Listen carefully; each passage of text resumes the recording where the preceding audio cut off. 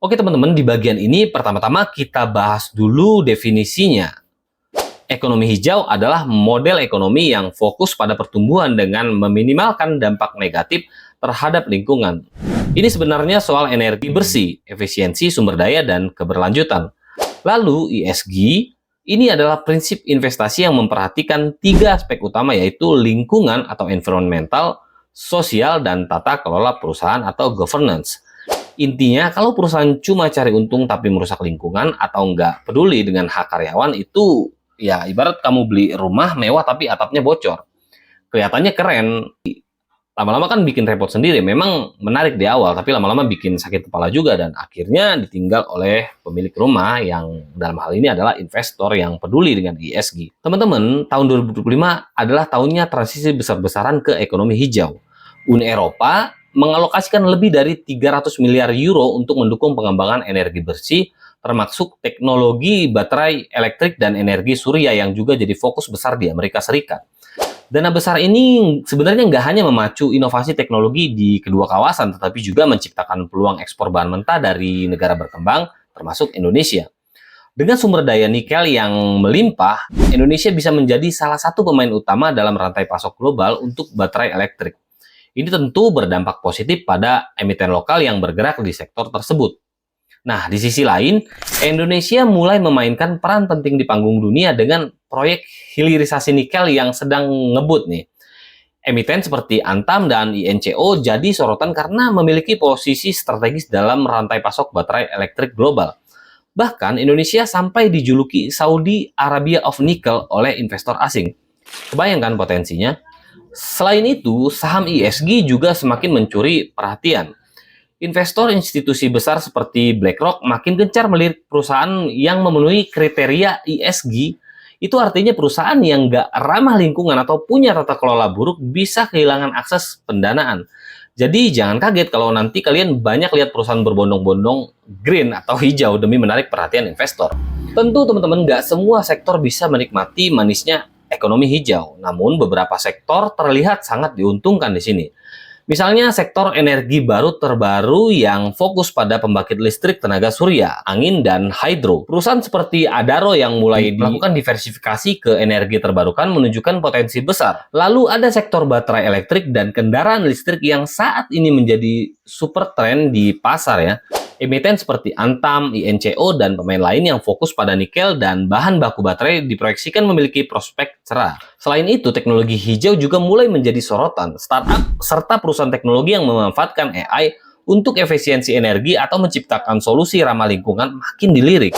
Kalau global kita kenal Tesla ya, tapi di lokal teman-teman mungkin saatnya kita melirik perusahaan seperti Baran Energi yang mengembangkan baterai penyimpanan energi terbarukan atau Surya yang fokus pada instalasi PLTS untuk sektor komersial dan industri. Ini bukti bahwa Indonesia juga punya potensi besar di ranah teknologi hijau. Banyak dari kita yang mungkin bertanya, kenapa repot-repot peduli dengan ESG? Bukannya yang penting itu cuan. Well teman-teman, ternyata ESG itu nggak cuma soal moral, tapi juga keuntungan jangka panjang. Penelitian menunjukkan bahwa perusahaan dengan skor ESG yang tinggi cenderung lebih tahan terhadap krisis dan volatilitas. Selain itu, banyak negara mulai menerapkan regulasi ketat untuk emisi karbon. Jadi perusahaan yang nggak adaptasi bakal ketinggalan jauh. Gimana caranya kita sebagai investor kecil bisa ikut menikmati transisi ini? Sebenarnya sederhana aja. Pertama, teman-teman pantau emiten energi bersih seperti Antam, INCO, atau bahkan MEDC yang mulai mendiversifikasi proyek mereka ke arah hijau. Kalau sobat nggak mau ribet pilih saham, ya reksadana atau ETF berbasis ESG mungkin bisa menjadi solusi praktis untuk mendiversifikasi investasi teman-teman. Selain itu, hindari perusahaan yang seringkali kena isu lingkungan atau sosial karena mereka berisiko makin ditinggal oleh investor besar. Kemudian yang terakhir, teman-teman harus sabar dan berfokus pada investasi jangka panjang karena transisi ke ekonomi hijau itu nggak instan ya. Ini bukan untuk cuan cepat, tapi untuk pertumbuhan portfolio yang berkelanjutan. Sektor teknologi itu ibarat jantung inovasi ekonomi global, mulai dari AI yang bisa menulis artikel ya kayak saya ini nih, Data center yang jadi tulang punggung cloud computing, hingga metaverse yang bikin kita bisa rapat dari Bali tanpa meninggalkan kamar. Teknologi nggak cuma mengubah cara kita bekerja, tapi juga cara kita berinvestasi. Di pasar global, perusahaan seperti Meta, Nvidia, dan TSMC menjadi pemain utama. Sementara di Indonesia kita punya GoTo dan Bukalapak yang memanfaatkan digitalisasi ekonomi. Pertanyaannya, gimana cara kita investor kecil ikut menikmati cuan dari sektor ini? Tenang, saya bakal bahas lebih dalam, jadi simak video ini sampai habis. Nah, di tahun ini ada beberapa tren teknologi yang wajib teman-teman perhatikan. Teknologi itu terus menjadi pusat perhatian dengan berbagai inovasi yang mendominasi tahun 2025. Dimulai dari AI dan automation, teknologi seperti ChatGPT hanya awal dari revolusi yang lebih besar. AI kini semakin relevan dalam berbagai sektor, mulai dari pengelolaan data hingga automation pabrik. Membuat saham seperti Nvidia dan AMD yang memproduksi chip AI terus menjadi sorotan. Di sisi lain, metaverse dan augmented reality atau virtual reality mulai menunjukkan potensi besar. Meski investasi besar dari Meta di metaverse belum maksimal, teknologi AR/VR ini mulai merambah ke sektor pendidikan, hiburan, dan retail, membuka peluang besar di masa depan. Bahkan, AR/VR bisa menjadi alternatif menarik bagi pelancong yang takut bepergian ke luar negeri akibat kasus-kasus yang beberapa waktu lalu melanda di Indonesia, seperti pemerasan yang dilakukan oknum polisi terhadap wisatawan Malaysia. Sikap tegas diambil Kepolisian Republik Indonesia menyusul mencuatnya skandal pemerasan terhadap penonton festival musik Jakarta Warehouse Project. Dengan AR/VR, pelancong mungkin dapat menikmati pengalaman wisata virtual yang mendekati realitas tanpa risiko keamanan fisik. Selain itu, kebutuhan penyimpanan data yang terus meningkat menjadikan data centers dan cloud computing sebagai sektor penting. Perusahaan global seperti Amazon Web Services dan Microsoft Azure terus melakukan ekspansi.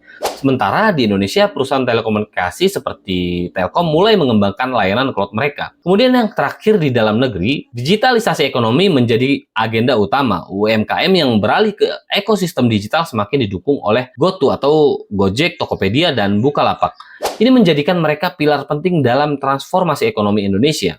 Meski tantangan besar tetap ada, prospek sektor-sektor ini tentu sangat menjanjikan. Teman-teman, perkembangan teknologi telah membawa keuntungan besar bagi beberapa sektor utama. Pertama, sektor chip dan semikonduktor yang menjadikan fondasi dari semua inovasi teknologi. Perusahaan global seperti Nvidia, TSMC, dan Intel menjadi pemain utama dalam menyediakan chip yang sangat dibutuhkan di era digital. Kemudian yang kedua, platform digital seperti e-commerce dan super apps terus menunjukkan pertumbuhan yang pesat. Di Indonesia, GoTo dan Bukalapak menjadi contoh sukses dari adopsi digital yang semakin meluas di masyarakat. Kemudian yang terakhir, sektor cloud dan data management juga tidak kalah penting. Dengan lonjakan permintaan pengelolaan data, perusahaan seperti Microsoft di global dan Telkom di lokal memiliki potensi besar untuk terus berkembang. Tapi teman-teman, nggak semua itu cerah ya di sektor teknologi. Ada beberapa tantangan besar yang perlu kita pahami. Banyak saham teknologi memiliki valuasi yang tinggi sehingga risiko koreksi pasar juga besar. Ini artinya kenaikan harga saham tidak selalu mencerminkan kinerja fundamental perusahaan. Begitu juga dengan regulasi yang menjadi tantangan lain yang sangat signifikan. Peraturan baru di bidang teknologi seperti data privasi atau pajak digital dapat mempengaruhi kinerja operasional dan profitabilitas perusahaan.